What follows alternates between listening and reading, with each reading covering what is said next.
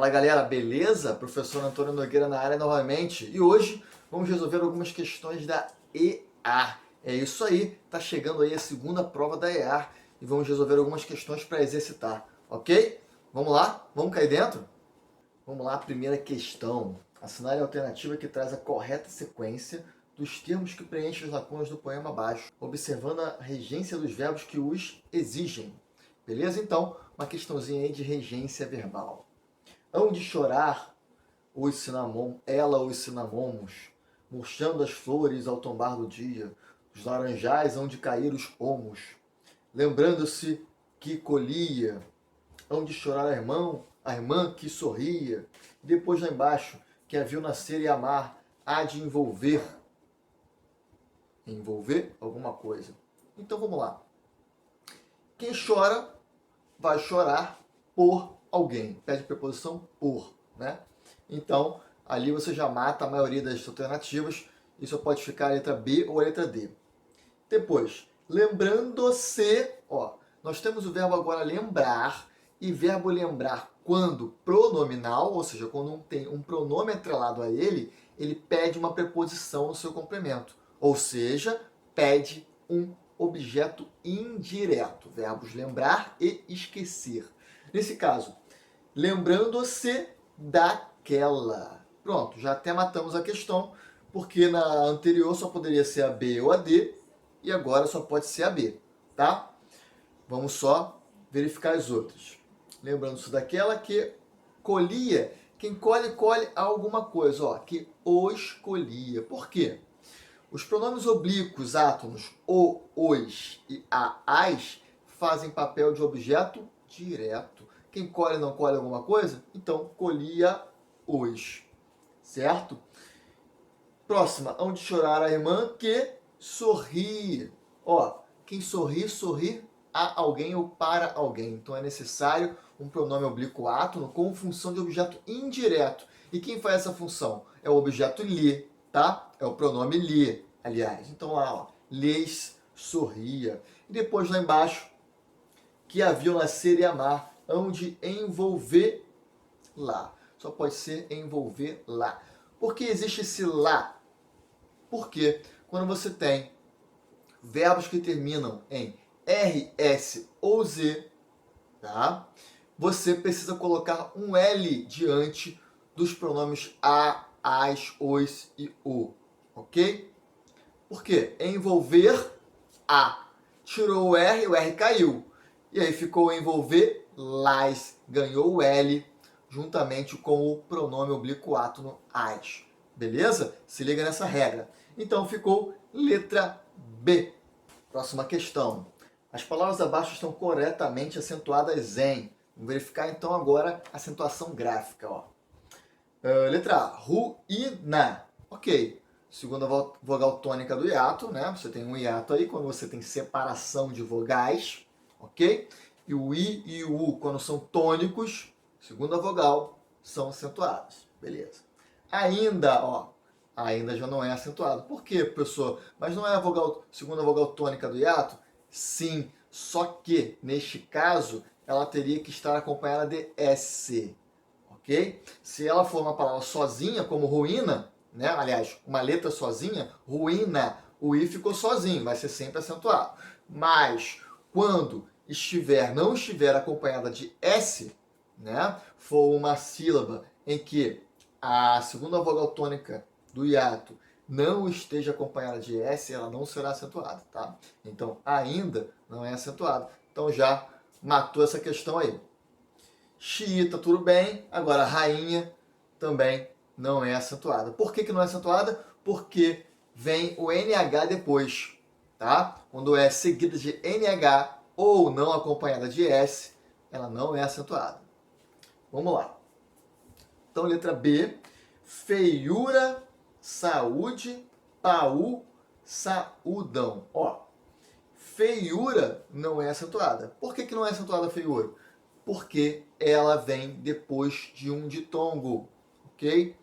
Então, na separação silábica, quando o hiato estiver depois de um ditongo, nesse caso aí, não é acentuado.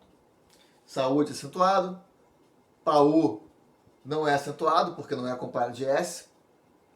E saúdam é acentuado. Tudo bem, mas feiura já não é acentuado e paú também não. Letra C. Ânsia. Ok, acentuado. Por que é acentuado?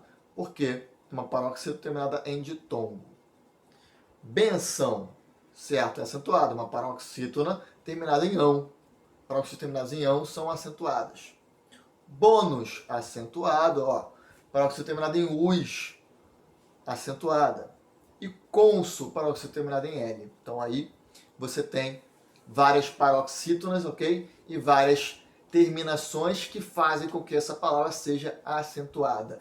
Regra da paroxítona tem aquela palavra, né, que foi inventada para que a gente lembre. Li no chão, PS de tongo, uns. Pronto, e aí a gente sabe as terminações das palavras para acentuar a paroxítona, ok? É grande por quê? Porque 80% das palavras do português são paroxítonas. E aí, temos aí letra D, paranoia, ó, não é acentuada mais essa palavra, ok? Depois da cor ortográfica, esse tipo de palavra, paroxítona com ditongo tônico, não é mais acentuada, tá? Herói, acentuado, ok. Alcateia, mesma coisa de paranoia, né? Você tem um ditongo paroxítono, ou seja, um ditongo tônico, né? No lugar da paroxítona, então não tem acento. Destrói tem acento. Logo, temos a letra C de casa, essa questão aí correta. Próxima questão. Leia o texto a seguir e responda ao que se pede. Chamas de louco ou tolo ao apaixonado que sente ciúmes quando ouve sua amada dizer que na véspera de tarde o céu estava uma coisa lindíssima, com 1000 pequenas nuvens de leve púrpura sobre um azul de sonho. Rubem Braga. Beleza. Assinar a alternativa correta referente ao adjetivo destacado no texto. Então temos ali um adjetivo lindíssima, ok? Vamos ver. Letra A. Caracteriza o substantivo tarde e está no grau superlativo absoluto sintético. Bem, está no grau superlativo absoluto sintético? Sim. Mas o que é lindíssima ali? A coisa, né? Uma coisa lindíssima. Então ele caracteriza coisa e não tarde. Letra B. Caracteriza o substantivo amada e está no grau superlativo absoluto analítico. Não, né? A gente já viu que caracteriza coisa e não amada, ok? E também analítico não pode ser, né, galera? Grau superlativo absoluto analítico também não pode ser, ok? O que é o superlativo absoluto analítico? O superlativo absoluto sintético, ele tem muitas vezes o sufixo íssimo, íssimo, íssima, imo, ok? O analítico, ele vai ter a mesma noção, a mesma semântica, o mesmo sentido, só que você vai ser formado de mais de uma palavra, ok? Então, ela é lindíssima, ela é muito linda, é o superlativo absoluto analítico, ok? Não é o caso aí. Letra C, caracteriza o substantivo coisa, certo, e está no superlativo absoluto sintético, certo. Ó, superlativo absoluto sintético caracterizando coisa, já é a letra C. Vamos verificar a letra D. Caracteriza o substantivo véspera, está no grau superlativo absoluto analítico. Não caracteriza véspera e não está no grau superlativo absoluto analítico, beleza? Bom, quem quiser saber um pouco mais sobre o adjetivo e os graus do adjetivo, só verificar aqui no canal, tem uma aulinha só de adjetivo, ok? Vamos à próxima questão. Próxima questão. As palavras baiacu, tapeceiro e constrói têm em comum a presença de um hiato, de um tritongo, de tongo crescente ou de tongo decrescente. Vamos ver. Baiacu tem um hiato aí, né? Se você separar, você vai ver que tem um hiato aí. Tapeceiro tem hiato? Tem separação de uma vogal por outra? Isso que é hiato, não é isso? Não tem hiato aí. Então, já não pode ser essa. Eu não vou nem ver a outra. Vamos lá. Letra B. Tritongo. Tem tritongo aí em baiacu? Não. A gente já viu que é um hiato, né? Baiacu. Tapeceiro. Não tem hiato aí. Não tem tritongo aí. Tem ditongo, né? Constrói. Ditongo também lá no final. Então, não tem tritongo. Ditongo crescente. O que é ditongo crescente, galera? Bom, ditongo, primeiramente, é o encontro vocálico de duas vogais, tá? Ele é crescente quando você vai de uma semivogal, de um som mais fraco, que tem som de I ou U, tá? para uma vogal, um som mais forte. Você também costuma abrir a boca, tá? Se liga nisso. Bai é vogal para semivogal. Pai, acu. Então, não tem ditongo crescente aí, é ditongo decrescente, tá? Já matou, mas vamos verificar? Tapecei, ó, vogal para semivogal. Da vogal para o i. Se é i ou u, é uma semivogal, certo? E depois constrói de novo, ó. Semivogal no final. Tudo ditongo decrescente. Só pode ser a letra D de dado. Próxima questão. Ó. Vocês viram aí que não está seguindo a sequência numérica, né, normal não, né? Por quê? Porque eu peguei a própria questão das provas da EAR, né? Vocês estão vendo ali em cima, 2020, 2018, justamente para vocês, se quiserem verificar na própria prova depois, verifica lá certinho, sem problemas, ok? Vamos lá. Leia. Até que, como o sol subindo, a casa vai acordando. No trecho acima, a casa vai acordando é uma hipérbole. Tem um exagero aí, a casa vai acordando? Exagera-se alguma coisa? A mesma coisa que falar assim, ah, morri de medo. Metonímia, ó, parece uma metonímia, né? Vamos ver a letra C. Antítese, a casa vai acordando. Tem ideias opostas aí? Ironia, é uma ironia? Não tem nem como saber se é uma ironia. Por quê? Ironia é quando você fala o contrário de alguma coisa, né? Quando você é irônico, você fala alguma coisa, mas querendo dizer o contrário desta coisa. Então, não tem nem como saber, né? Se estava, de repente, todo mundo dormindo, e aí você vai falar, a casa vai acordando para ser uma ironia. Não faz sentido, né? Não tem como saber, só com esse trechinho aí. Bom, é metonímia mesmo, tá? O que é uma metonímia? Quando você substitui um nome por outro, ok? Tendo a mesma ideia que o original, digamos assim. Então, quando você fala a casa vai acordando, você quer dizer o quê? Que todos naquela casa estavam acordando. Só que você substituiu o continente pelo conteúdo, digamos assim. Né? O que seria o continente? Aquilo que abrange, aquilo que está lá dentro, o conteúdo. Beleza? Então, é uma metonímia. Letra B. Próxima questão, galera. Identifique a função sintática dos termos destacados nas sentenças abaixo. E, em seguida, assinale a alternativa que contém a sequência correta de classificação destes termos. Bem, agora aquele cara que é sagaz, o que ele vai fazer? Já vai identificar logo no enunciado e depois é só marcar a alternativa. Vamos lá? A aldeia era povoada de caiçaras. Ó.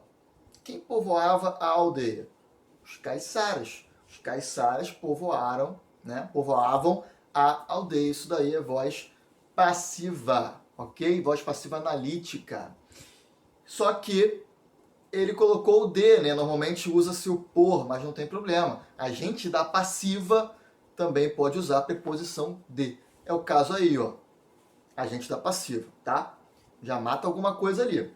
2. O artista estava cercado de fãs adolescentes. Mesma coisa, mesma coisa. Quem que cercava o artista? Fãs adolescentes. Temos aí voz passiva. Utilizou verbo ser e estar e depois um verbo no particípio passado, você já tem que já desconfiar que pode ser voz passiva, que é o caso aí. Então, agente da passiva de novo, tá? 3. As palavras ficaram ávidas de água revigorante, ó. Ávidas de alguma coisa.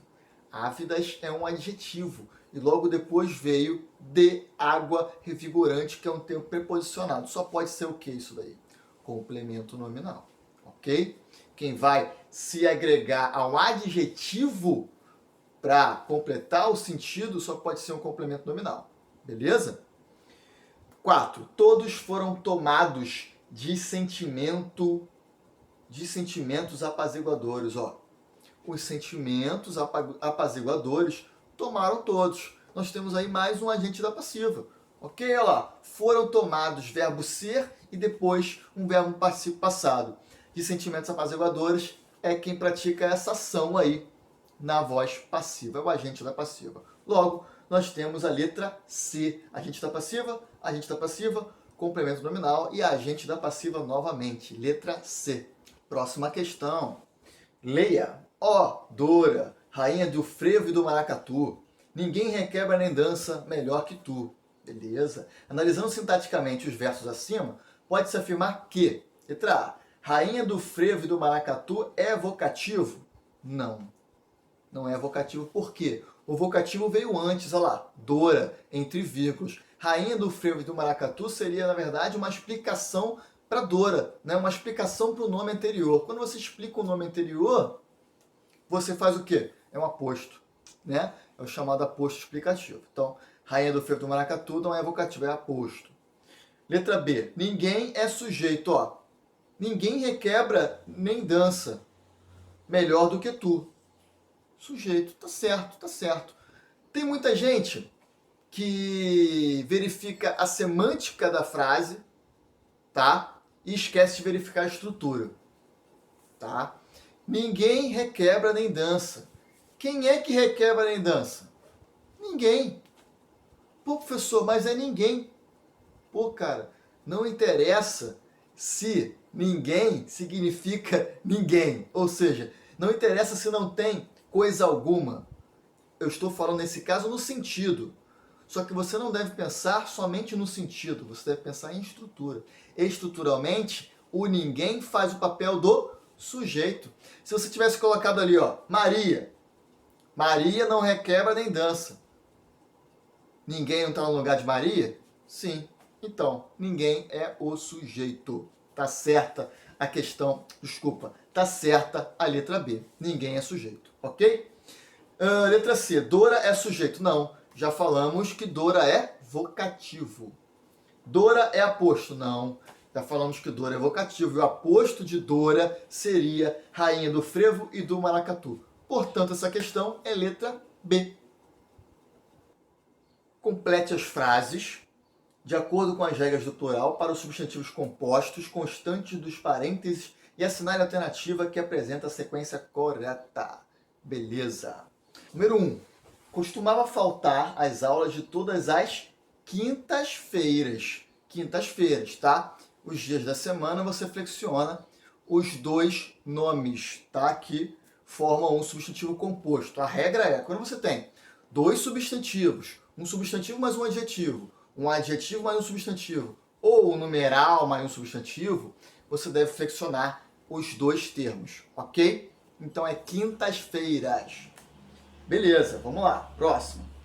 Sempre via muitos no caminho de casa, ó, muitos beija-flores, tá? Quando você tem verbo mais substantivo, o verbo não flexiona, somente flexiona o substantivo. Próximo. Os de vários bairros solicitavam mais investimento em infraestrutura. Ó, os abaixo assinar 2. Você não deve flexionar abaixo, por quê? Ele é formado por advérbio, né? Então você não pode flexionar abaixo, ok? Nesse caso, você só flexiona o outro termo, que é um termo variável assinado. Logo, abaixo assinar 2. Então, temos aí letra D correta. Próxima questão, galera. Na sentença, as luzes se apagaram e, paulatinamente, aquele mar de gente silenciou e aguardou. De repente, ouve-se um forte brado vindo do fundo do palco, que explode em luzes e vida junto com a multidão. A mudança de tempo verbal do pretérito perfeito indicativo, os verbos ouvir e explodir passam para o presente do indicativo. Possibilidade que justifica pelo seguinte motivo. Então vamos lá. Então há uma mudança aí, né, do pretérito perfeito para o presente indicativo. O pretérito perfeito é aquele passado mais comum, né, aquele pretérito acabado, digamos assim.